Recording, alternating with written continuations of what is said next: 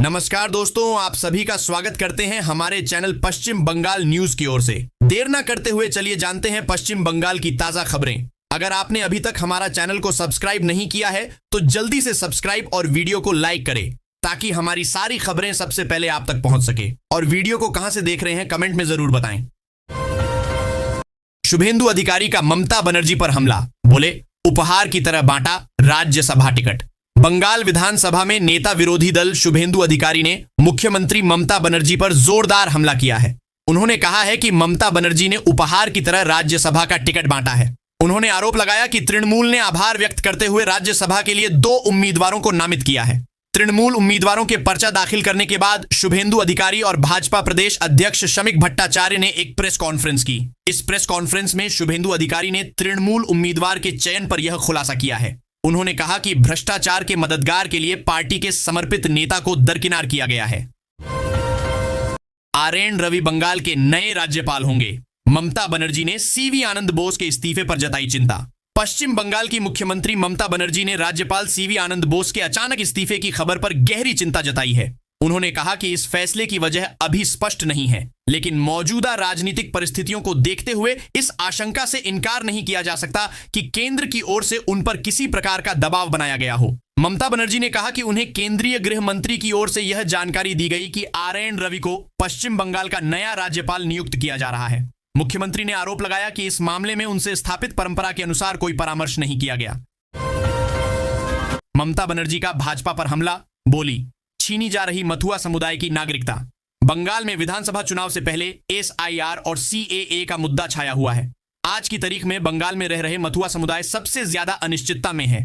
मुख्यमंत्री ममता बनर्जी ने मथुआ समुदाय के मुद्दे पर भाजपा को निशाना बनाया है। बर्मा वीणापानी देवी की पुण्यतिथि पर सोशल मीडिया पर पोस्ट करके ममता ने मथुआ समुदाय का मुद्दा उठाया है। मुख्यमंत्री ने आरोप लगाया है कि भाजपा की साजिश के कारण मथुआ समुदाय असमंजस की स्थिति में है।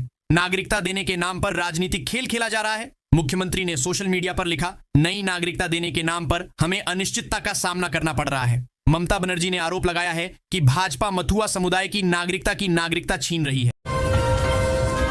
ममता बनर्जी और भाईपो डरे हुए हैं। आगे देखिए होता है क्या, बोले केंद्रीय मंत्री डॉक्टर सुकांत मजूमदार। पश्चिम बंगाल विधानसभा चुनाव 2026 से पहले तृणमूल कांग्रेस के 2 बड़े नेताओं ममता बनर्जी और अभिषेक बनर्जी पर हमले तेज हो गए हैं। केंद्रीय मंत्री और भाजपा के वरिष्ठ नेता डॉक्टर सुकांत मजूमदार ने दावा किया है कि वेस्ट बंगाल की चीफ मिनिस्टर ममता बनर्जी और उनके भतीजे अभिषेक बनर्जी डरे हुए हैं। अभी धरना से लेकर कई और चीजें होंगी। अभी बहुत सी कहानियां बाकी हैं। आगे देखिए होता है क्या। पत्रकारों के एक सवाल के जवाब में बुधवार को डॉक्टर सुकांत मजूमदार ने कहा कि पश्चिम बंगाल की ममता बनर्जी सरकार ने एसआईआर के लिए पर्याप्त संख्या में वरिष्ठ अधिकारी उपलब्ध नहीं कराए। इसकी वजह से सुप्रीम कोर्ट को यह आदेश देना पड़ा कि पड़ोसी राज्यों के लीगल ऑफिसर्स की मदद से एसआईआर की प्रक्रिया पूरी करें। 2021 में कच्चू मिला, 2026 में घेंचू मिलेगा।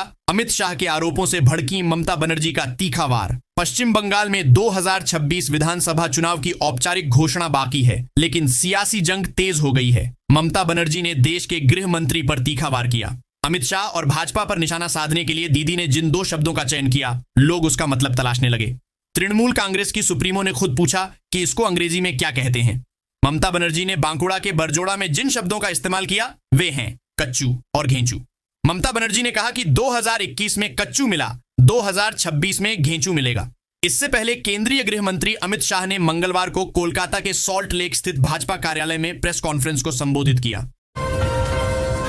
तृणमूल के सभी 4 राज्यसभा उम्मीदवारों ने किया नामांकन, सबका निर्विरोध जीतना तय। राज्यसभा चुनाव के लिए नामांकन की आखिरी तारीख को बंगाल में तृणमूल और भाजपा के उम्मीदवारों ने अपना अपना पर्चा दाखिल किया। तृणमूल कांग्रेस के उम्मीदवार के रूप में अभिनेत्री कोयल मल्लिक, सेवानिवृत्त आईपीएस राजीव कुमार, राज्य मंत्री बाबुल सुप्रियो और वकील मेनका गुरुस्वामी ने गुरुवार को अपना नामांकन दाखिल किया। सभी उम्मीदवारों ने भविष्य में अपने कार्य करने की योजनाओं के बारे में भी जानकारी दी। सभी ने पार्टी सुप्रीमो ममता बनर्जी का आभार जताया। नामांकन दाखिल करने के बाद मेनका गुरुस्वामी ने मीडिया को संबोधित करते हुए समानता का संदेश दिया। वकील ने कहा कि भारतीय संविधान द्वारा प्रदत्त समान अधिकारों की रक्षा करना भविष्य में उनका कर्तव्य होगा। बंगाल चुनाव 2026 से पहले राज्यपाल सीवी आनंद बोस का इस्तीफा, ममता बनर्जी चिंतित। बंगाल विधानसभा चुनाव 2026 से ठीक पहले पश्चिम बंगाल के राज्यपाल डॉक्टर सीवी आनंद बोस ने अपने पद से इस्तीफा दे दिया है। यह खबर सोशल मीडिया प्लेटफॉर्म एक्स पर ब्रेकिंग न्यूज के रूप में तेजी से फैल गई। बताया जा रहा है कि बंगाल के गवर्नर ने दिल्ली के लोक भवन से राष्ट्रपति को अपना इस्तीफा भेज दिया।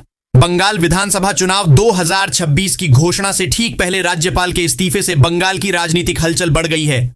मुख्यमंत्री ममता बनर्जी ने इस घटनाक्रम पर तत्काल प्रतिक्रिया दी है, तो भाजपा की ओर से समाचार लिखे जाने तक कोई प्रतिक्रिया नहीं आई है। बृहस्पतिवार को राज्यपाल सीवी आनंद बोस के ओएसडी ने इस्तीफे की खबर को कंफर्म किया। हुमायूं कबीर की नई पार्टी को इलेक्शन कमीशन ने दी मंजूरी। बंगाल चुनाव में बीजेपी टीएमसी से लेंगे टक्कर। पश्चिम बंगाल चुनाव से पहले टीएमसी के निलंबित विधायक हुमायूं कबीर को गुड न्यूज मिली है। बंगाल के अल्पसंख्यक बहुल मुर्शिदाबाद जिले के भरतपुर विधानसभा क्षेत्र से विधायक हुमायूं कबीर ने बुधवार शाम को बताया कि उन्हें चुनाव आयोग से एक सूचना मिली है। इसमें कहा गया है कि उनकी नई राजनीतिक पार्टी के पंजीकरण को प्रारंभिक मंजूरी दी गई है। हुमायूं कबीर ने बताया कि पार्टी की योजना इस साल होने वाले महत्वपूर्ण विधानसभा चुनावों में पश्चिम बंगाल की कई विधानसभा सीटों पर उम्मीदवार उतारने की है। शुरुआत में कबीर ने चुनाव आयोग को जयूप नाम प्रस्तावित किया था। पश्चिम बंगाल के मुख्य निर्वाचन अधिकारी के कार्यालय ने भी प्रस्तावित नाम की मंजूरी के लिए आयोग के मुख्यालय को सिफारिश भेजी थी। भाजपा के रथ में तोड़फोड़ के बाद बंगाल में तनाव, खगराबाड़ी में सुरक्षा बल की भारी तैनाती। भाजपा की परिवार यात्रा को लेकर कूच बिहार में तनाव चरम पर है। परिवर्तन यात्रा के रथ पर हमले के आरोप लगे हैं। गुरुवार सुबह से ही कूच बिहार के खगराबाड़ी में काफी तनाव का माहौल है। भाजपा ने तृणमूल पर आरोप लगाए हैं। भाजपा विधायक ने आरोप लगाया है कि बुधवार रात को एक स्थानीय तृणमूल नेता और उनके समर्थक अचानक रथ के सामने आ गए और उसमें तोड़फोड़ की। तृणमूल युवा नेता सायनदीप गोस्वामी का नाम सामने आ रहा है। आरोप है कि उनके नेतृत्व पर हमला किया गया। गुरुवार सुबह भाजपा का रथ उसी स्थान से गुजरेगा जहां कुछ दिन पहले राज्य विधानसभा में विपक्ष के नेता शुभेंदु अधिकारी पर कथित हमला हुआ था। हालांकि कल रात भाजपा के रथ पर हुए हमले के कारण सुबह के समय इलाका शांत है। कूच बिहार दक्षिण में बीजेपी टीएमसी के बीच कड़ी टक्कर। 2026 चुनाव में कौन मारेगा बाजी? कूच बिहार दक्षिण सीट पश्चिम बंगाल के कूच बिहार जिले का महत्वपूर्ण विधानसभा क्षेत्र है। यह कूच बिहार लोकसभा सीट के तहत आने वाली 7 विधानसभा क्षेत्रों में से एक है। वर्तमान सियासी स्थिति की बात करें तो यहां अभी बीजेपी के निखिल रंजन डे विधायक हैं। 2021 के विधानसभा चुनाव में बीजेपी के निखिल रंजन डे ने कूच बिहार दक्षिण में जीत हासिल की थी। बीजेपी के निखिल रंजन डे ने तृणमूल कांग्रेस के प्रत्याशी अभिजीत डे भौमिक को 4,931 वोटों के अंतर से हराया था। निखिल रंजन डे को 91,560 वोट मिले थे। वहीं टीएमसी के अभिजीत डे भौमिक 86,629 वोट ही हासिल कर पाए थे।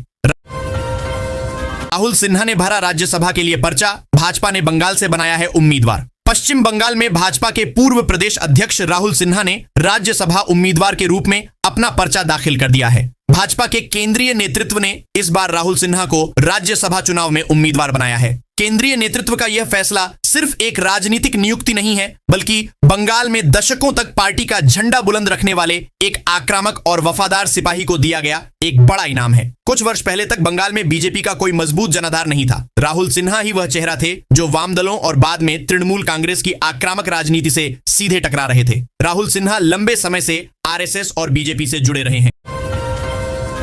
बंगाल में चुनाव से पहले बड़ी हलचल। राज्यपाल सीवी आनंद बोस ने दिया इस्तीफा। पश्चिम बंगाल के राज्यपाल सीवी आनंद बोस ने अपने पद से इस्तीफा दे दिया है। उन्होंने दिल्ली में राष्ट्रपति को अपना इस्तीफा सौंपा। पश्चिम बंगाल विधानसभा चुनावों से ठीक पहले हुए इस इस्तीफे को सियासी गलियारों में काफी अहम माना जा रहा है, जिससे राज्य की राजनीति में नई हलचल पैदा हो गई है। पश्चिम बंगाल के राज्यपाल सीवी आनंद बोस ने गुरुवार को राज्यपाल पद से इस्तीफा दे दिया है। राज्यपाल गुरुवार को दिल्ली में थे। दिल्ली दौरे के दौरान ही सीवी आनंद बोस ने राज्यपाल पद से अपना इस्तीफा राष्ट्रपति को भेज दिया है। हालांकि यह पता नहीं है कि इस्तीफा स्वीकार हुआ है या नहीं। पश्चिम बंगाल विधानसभा चुनाव से पहले राज्यपाल का इस्तीफा सियासी रूप से काफी अहम माना जा रहा है। तृणमूल उम्मीदवार राजीव कुमार ने राज्यसभा के लिए भरा पर्चा। पूर्व नौकरशाह का रहा है राजनीति से गहरा रिश्ता। पश्चिम बंगाल में डीजीपी के पद से सेवानिवृत्ति के बाद राजीव कुमार ने अपनी सियासी पारी शुरू कर दी है। तृणमूल कांग्रेस टीएमसी से राज्यसभा उम्मीदवार के रूप में उन्होंने पर्चा दाखिल कर दिया है। तृणमूल कांग्रेस ने राज्यसभा की 4 सीटों पर अपने उम्मीदवार उतारे हैं। राजीव कुमार का नाम उनमें शामिल है। राजीव कुमार का सियासत में भले ही यह पहला कदम है, लेकिन उनका राजनीति से गहरा रिश्ता है। राजीव कुमार मुरादाबाद के पूर्व सांसद प्रोफेसर रामशरण के पोते हैं। राजीव के बड़े दादा, पिता के ताऊ प्रोफेसर रामशरण देश की आजादी से पहले ही 1937 में प्रोविंशियल असेंबली के एमएलए रहे थे। 1952 से 1962 तक मुरादाबाद के सांसद एमपी रहे थे। बंगाल में बाबरी मस्जिद बनवा रहे हुमायूं कबीर को केंद्र सरकार ने दी Y+ सिक्योरिटी। पश्चिम बंगाल के मुर्शिदाबाद जिले में अयोध्या की बाबरी मस्जिद की तरह मस्जिद बनवा रहे सस्पेंड तृणमूल कांग्रेस विधायक हुमायूं कबीर को केंद्र सरकार ने Y+ कैटेगरी की सिक्योरिटी दी है। यह जानकारी नेता के एक करीबी सूत्र ने दी। सूत्र ने बताया कि बुधवार को एक सेंट्रल सिक्योरिटी टीम कबीर के मुर्शिदाबाद घर पहुंची, जो जनता उन्नयन पार्टी के फाउंडर प्रेसिडेंट भी हैं। कबीर ने पिछले साल 6 दिसंबर को रेजनगर में इसकी नींव रखी थी, जिससे राज्य में पॉलिटिकल माहौल गर्मा गया था, जहां अप्रैल में विधानसभा चुनाव होने की उम्मीद है। जनवरी में कबीर ने अपनी जान को खतरा बताते हुए सेंट्रल सिक्योरिटी की मांग करते हुए कलकत्ता हाई कोर्ट का दरवाजा खटखटाया था। सिलीगुड़ी में दिखा राजनीतिक सौहार्द, बीच सड़क पर गले मिले बीजेपी और टीएमसी नेता। पश्चिम बंगाल में विधानसभा चुनाव से पहले एक खूबसूरत तस्वीर सामने आई है। डोल यात्रा के दौरान सत्तारूढ़ टीएमसी और भाजपा के बीच सौहार्दपूर्ण व्यवहार दिखा। राजनीतिक मतभेदों के बीच सिलीगुड़ी में टीएमसी के महापौर गौतम देव और भाजपा के विधायक शंकर घोष एक दूसरे को गले लगाया और शुभकामनाएं दी। दोनों ने एक दूसरे को गुलाल लगाया। यह रंगों का त्योहार डोल पूर्णिमा के दिन राज्य में धूमधाम से मनाया गया। गौतम देव ने कहा कि सिलीगुड़ी के निवासी सांस्कृतिक दृष्टिकोण से जागरूक, मानवतावादी और सौहार्दपूर्ण स्वभाव के हैं। गौतम देव ने सिलीगुड़ी के विधायक घोष को बधाई देने के बाद कहा, सभी को इस जीवंत शहर में किसी भी प्रकार के भेदभाव के बिना सौहार्दपूर्ण तरीके से रहना चाहिए। हम एकजुट सिलीगुड़ी चाहते हैं। पश्चिम बंगाल में नई सियासी हलचल, हुमायूं कबीर की पार्टी को चुनाव आयोग ने दी मंजूरी। पश्चिम बंगाल की राजनीति में एक नई हलचल देखने को मिल रही है। मुर्शिदाबाद जिले के भरतपुर विधानसभा क्षेत्र से तृणमूल कांग्रेस के निलंबित विधायक हुमायूं कबीर द्वारा गठित नई राजनीतिक पार्टी को चुनाव आयोग से प्रारंभिक मंजूरी मिल गई है। इस फैसले के बाद राज्य की राजनीति में नए समीकरण बनने की संभावना जताई जा रही है। हुमायूं कबीर ने कहा कि उनकी पार्टी आगामी विधानसभा चुनाव में कई सीटों पर उम्मीदवार उतारने की तैयारी कर रही है।